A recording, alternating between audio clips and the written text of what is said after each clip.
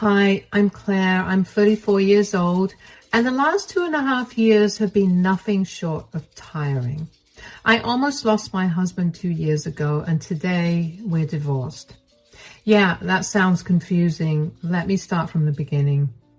I met my husband, Shawn, through a dating app, and we got along really well over text, and we decided to meet up for a date.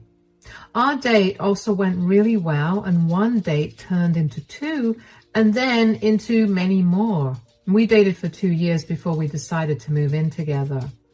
We were both living in rented apartments, but my apartment was bigger and better than Shawn's, so he moved into mine. A year later, Shawn proposed to me, and I said yes.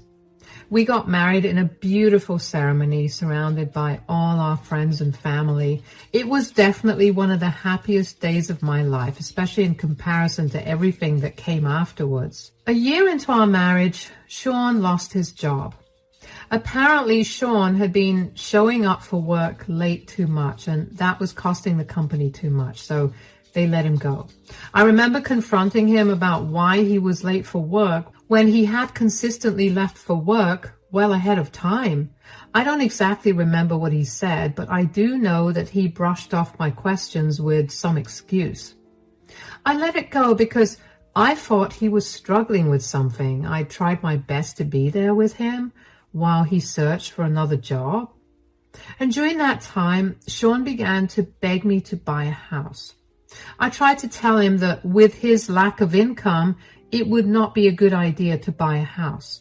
But he kept pressuring me to do it and even got his family involved. Eventually, I caved, and when it came time to put down a deposit, Shawn obviously had no money, so I shouldered the whole thing. I made sure to only put my name in the deed and the title, and I don't know why, but I had a gut feeling that it was the right thing to do. Shawn was okay with this when I told him about it too. A few months after we moved into our new home, Shawn managed to find a new job. I was happy for him, and especially happy because I finally have some help with the mortgage payments. But Shawn refused to help when I asked. He told me that since it was only my name on the deed and the title, he shouldn't have to pay for the house. That resulted in a huge fight between us because I couldn't believe his audacity. The only reason I was stuck paying the mortgage on the house was because he forced me to buy it. I told him that if he helped with the mortgage payments, I'd put his name on the deed. Shawn told me that it was too late to do that because he'd seen my true colors. Things remained awkward between us for a while after that because I felt bitter that Shawn was not helping me with the expense that he pressured me into taking up. But all of that resentment and anger went down the drain when one day I got a call telling me that Shawn had gotten into a near-fatal car crash. He was in the operation theater getting emergency surgery, and while he may wake up again, he may not be fully functional. I dropped everything I was doing and rushed to the hospital. When I got there, I had to wait for 3 hours until Shawn was wheeled out of the operation theater. The surgeon told me that Shawn had suffered some extensive nerve damage, which he tried his best to fix, but it would affect his ability to walk. It was not irreversible, but he'd need a lot of physiotherapies to get back to walking again. I thanked him for his hard work and waited another 4 hours for Shawn to wake up. At that time, I couldn't help but stress about how we were going to afford everything. Shawn was on my insurance, but that would only cover so much. The rest of the expenses we were going to have to take care of as it is, and we were struggling to make ends meet. And with this, at some point, the stress and the anxiety of the day got to me, and I fell asleep. But Shawn's questions woke me up. Where am I? What happened? Oh, sweetie, I'm so glad you're alive. You were in a horrible car accident. What? How did that happen? Why do I not remember anything? You were hit by a speeding driver at a stoplight. It's a miracle you survived. I was so scared when I got a call telling me that you were in an accident. I thought I lost you. Oh, darling, you didn't. It'll take more than an accident to take me away from you. I'm just glad that all my limbs are functioning. Hold on. Why can't I feel my legs? Is something wrong with them? Please don't freak out, sweetie, but you suffered some pretty serious nerve damage because of the accident. The doctors did their best to fix things, but you'll be paralyzed for a while. What? That can't be the case, but how will I do anything now? How will I work? Calm down, sweetie. I know this is hard for you to... That's easy for you to say. You have no idea what this feels like. It feels like my entire world is crashing down on me. You're right. I have no idea what you're going through, but I have some good news. Will I be able to walk again? Yes, but you'll need a lot of physiotherapy. That's great to hear, but wait. That would cost a lot, right? How will we manage to do that and also survive in general? You don't worry about that. How can I not worry about it? Aside from these medical bills, doing physiotherapy will practically leave us way beyond broke. I had a lot of time to think things over while you were asleep, and I realized that with your insurance and a second job, we'll be able to live comfortably and pay off all the bills. You're going to work 2 jobs? But that will be really stressful and hard for you. It's okay, I'll manage. I want you to be all right. And if that means working a little more, then so be it. How did I get so lucky to have found you? Shut up. I'll go get a nurse to make sure you're doing all right, though. I tried my best to remain calm for Shawn, but on the inside, I was freaking out.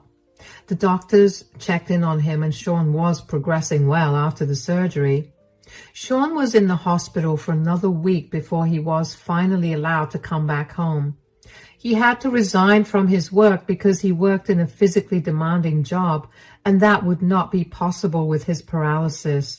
So I picked up a second job and did my best to make all ends meet.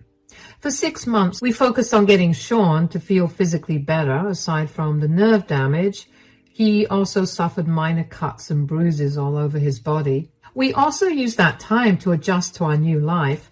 I made sure to make the house as accessible as possible for Shawn since he now needed a wheelchair.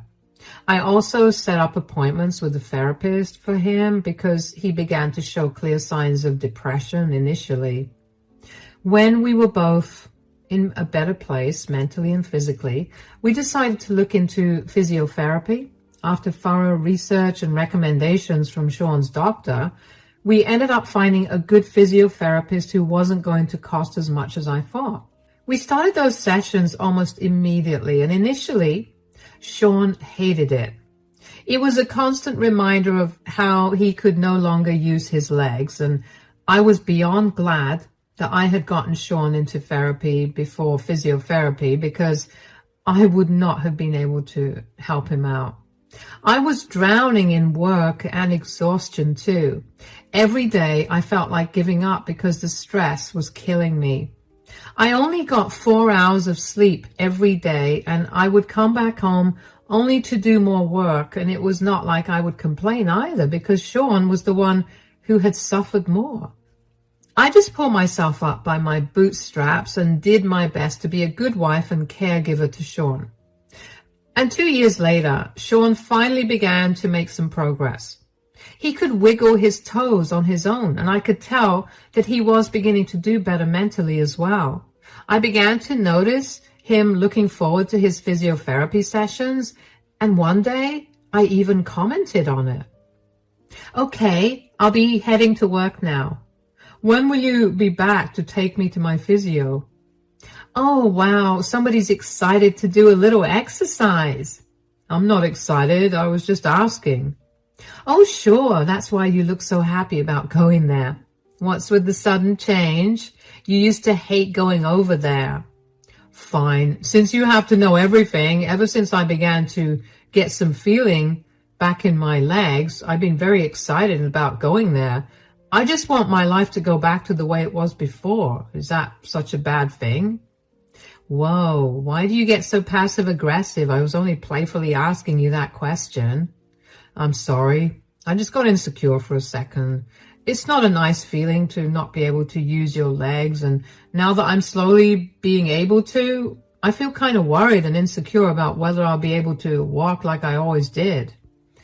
I'm sure you'll be able to do things just the way you did before.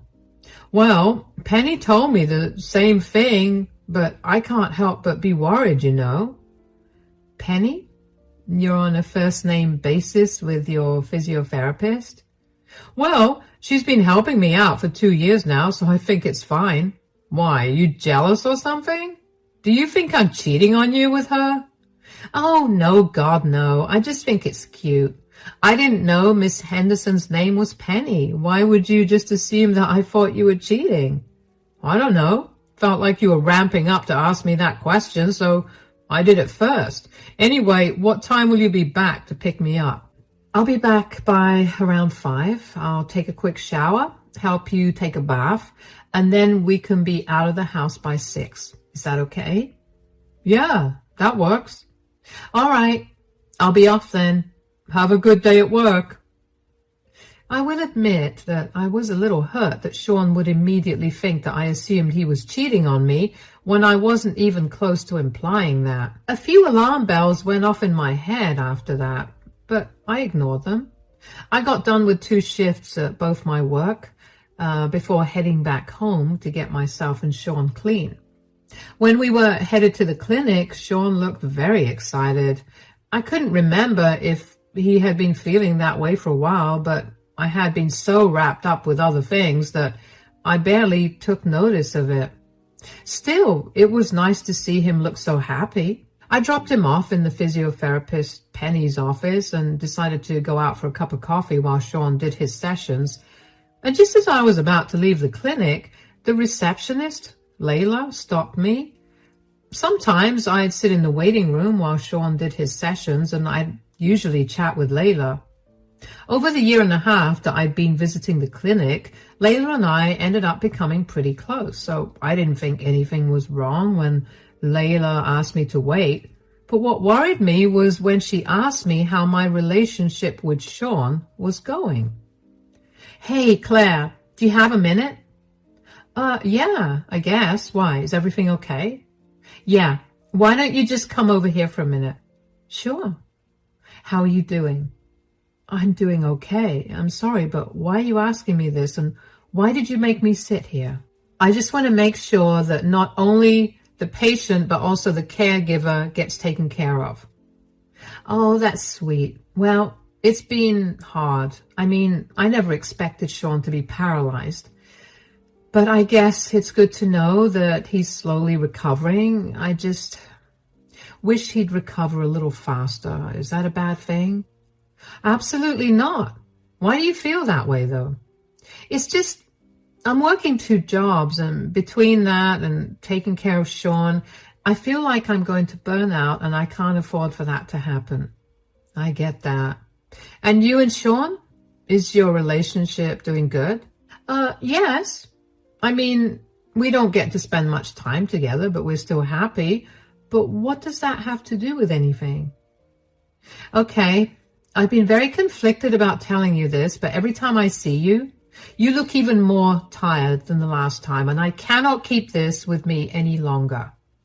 What's going on? The other day, I was given access to the security cameras, and I happened to see something. I didn't know if what I was seeing was real, but it was. What? What is it? Your husband is having an affair with Miss Henderson. What? With Penny? How's that even possible? He can't feel anything below his waist. Yeah, but I have more to say. Apparently, he's been doing a lot better than he's been letting on. What? What do you mean? Are you saying that he's been lying about his progress? Yes. As far as I could see, he was standing pretty well. I listened in on a few of their conversations, and Shawn and Penny say a lot of rude things behind your back, especially about how you haven't noticed that Shawn's doing a lot better. Oh my God. I'm a fool, aren't I? How could I have been so blind? But even worse than that is the audacity that Shawn has to cheat on me when he's seen how hard I was working to provide for us.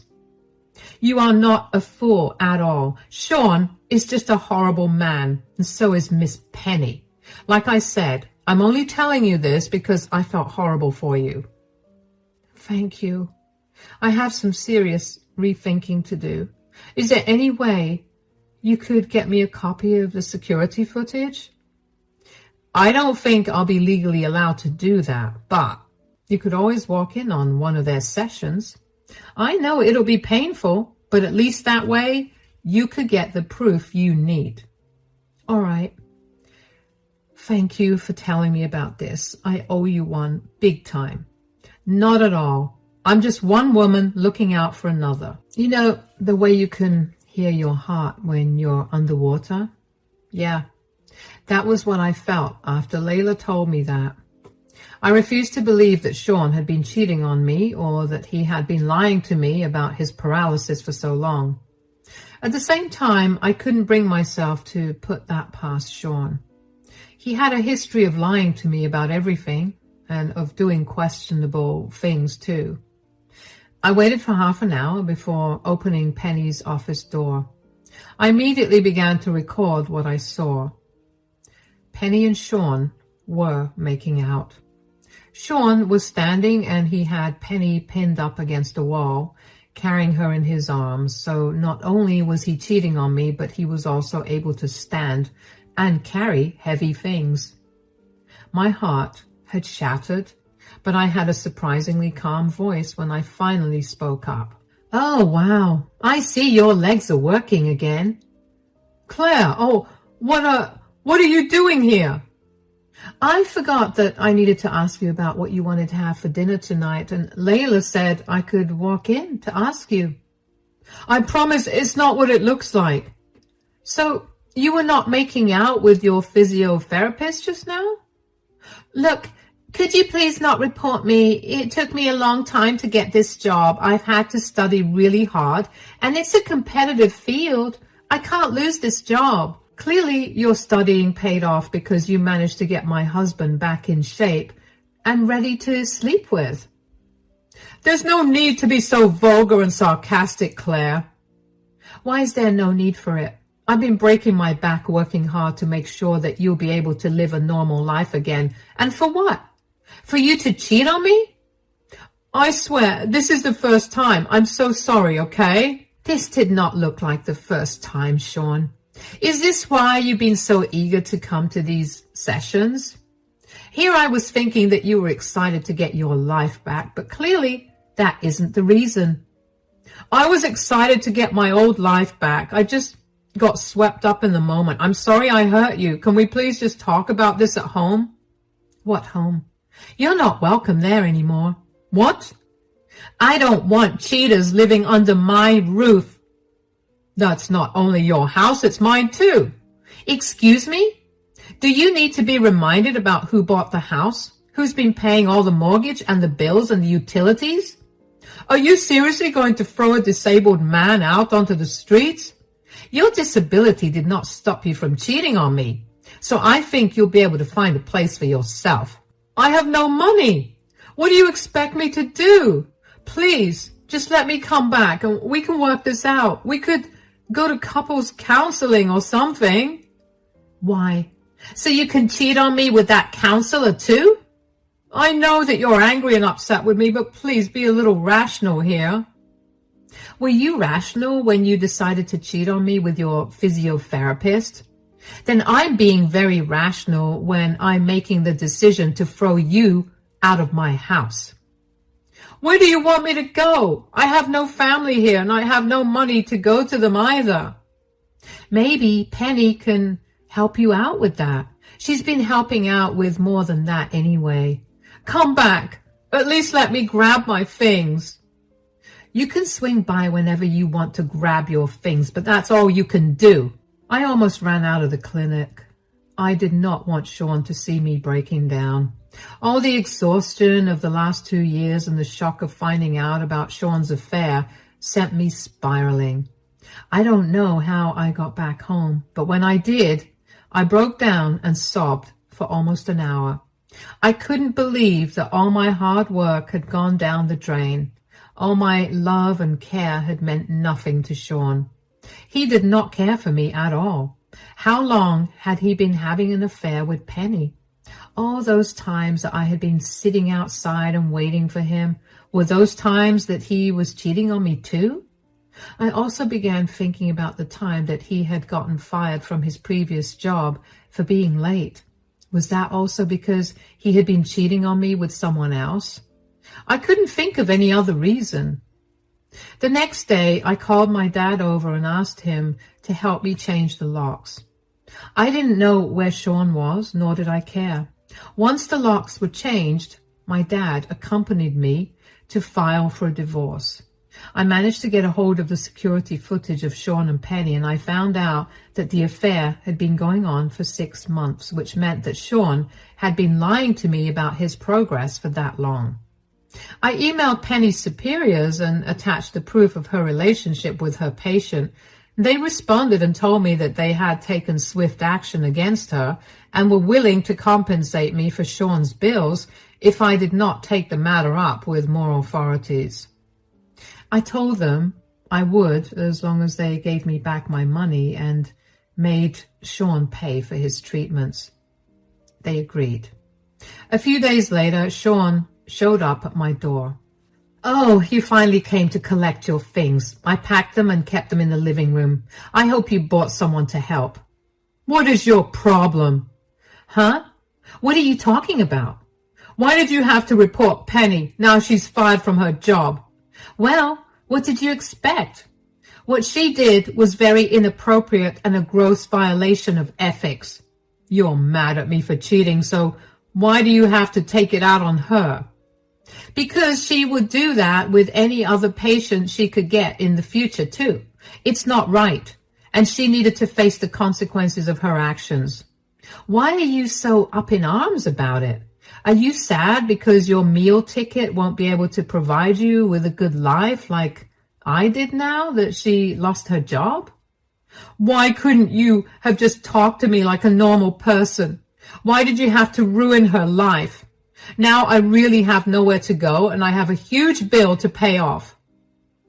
"You want to talk like a normal person? Fine. Why did you cheat on me, Shawn? You saw how hard I worked to pay off your bills and to make sure you were living a good life. You saw how much I sacrificed to make sure you were okay. So why did you cheat on me?" "With how much you worked, I was lonely. You can't possibly expect a man to be okay with being left alone for so long. Penny recognized my loneliness and she helped me. She did what you should have been doing for me as my wife." "You can't be serious. You were feeling lonely, so you cheated on me. You cheated on me because I wasn't doing my duties as a wife? What about me working 2 jobs and sleeping only 4 hours a day to pay your medical expenses? That's not a duty that a wife does for her husband?" "That's not the only duty. You're supposed to take care of all my needs, not just one of them. You're just jealous that I found someone better than you, so you're lashing out." "Have you always been this entitled? Do you hear the words coming out of your mouth right now?" "It's not entitled to expect your wife to be there for you." "How was I not there for you? I made sure to make time for us to spend together, even when I was beyond exhausted. I did everything I could for you, and you just spat in my face." "We both clearly had some good points, and I feel like we'll only keep talking in circles at this rate. Why don't we schedule an appointment with a couples counselor? We can sort our issues out there, and we can go back to being who we were." "That is not happening. I told you that before, and I'm telling you again, I don't want to be with you. You've shown me your true colors, and I'm done. You have not given me a single valid reason for you cheating on me, and even if you did, I wouldn't care. Take your things and get out of my house." "What if I don't do that? I want us to work it out, please." "There's nothing to work out, Shawn. If you don't take your things out, I'll throw them out. Or I'll put them in a storage facility that you'll have to pay for. I'm giving you an hour to get this stuff out, or I'm calling the police to get you off my property. To say I was mad would be an understatement. I couldn't believe the sheer audacity that Shawn had to try to explain himself, and was enough to set off my anger. But for him not even to justify his cheating with a valid reason made me see red. Of course, there's no excuse to cheat, but I wouldn't have been so angry if he at least had a better reason to cheat on his hard-working wife. After that conversation with Shawn, I went to my room and I locked the door. I didn't want to deal with him, and I knew that he tried to start another conversation with me if I gave him even the slightest hint that I wanted to talk. Thankfully, Shawn didn't make too much of a fuss after that. He called someone to help him take the boxes of his stuff out, and within an hour he was out of my house. I was so relieved that he didn't make another fuss, because I wasn't sure I would have been able to hold myself back from being outright mean to him. The next day, after Shawn moved his things out, I met up with my divorce lawyer and asked him if my divorce papers were ready. They were, so I paid to serve them to Shawn without me having to meet him again. It took a while to find out where he was staying, but I managed to get in touch with one of his friends who told me that he was staying with them for the moment. When Shawn got served with the divorce papers, he called me to yell at me yet again because he thought that I was overreacting to what had happened. I barely let him talk for a minute before I cut the call on him.